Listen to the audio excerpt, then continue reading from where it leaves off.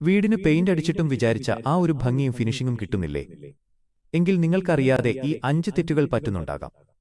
ഒന്നാമത്തേത്, ഭിത്തി ശരിയായി ക്ലീൻ ചെയ്യാതെ പെയിന്റ് അടിക്കുന്നത്.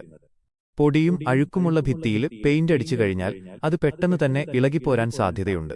രണ്ടാമത്തെ കാര്യം, പ്രൈമർ അടിക്കാൻ വിട്ടുപോകുന്നത്.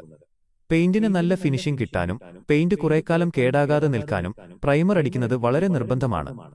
മൂന്നാമത്തേത്, ബ്രഷിലോ റോളറിലോ അമിതമായി പെയിന്റ് മുക്കുന്നത്. ഇങ്ങനെ ചെയ്യുമ്പോൾ പെയിന്റ് ഭിത്തിയിലൂടെ ഒലിച്ചിറങ്ങാനും പാടുകൾ വരാനും കാരണമാകും.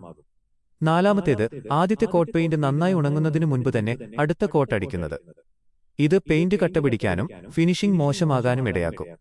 അഞ്ചാമത്തേത്, എല്ലാ പണിക്കും ഒരേ ബ്രഷ് തന്നെ ഉപയോഗിക്കുന്നത്.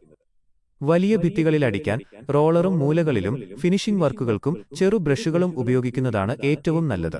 ഇതുപോലുള്ള ഉപയോഗപ്രദമായ പെയിന്റിംഗ് ടിപ്പുകൾക്കായി ഞങ്ങളുടെ പേജ് ഇപ്പോൾ തന്നെ ഫോളോ ചെയ്യൂ, സബ്സ്ക്രൈബ് ചെയ്യൂ.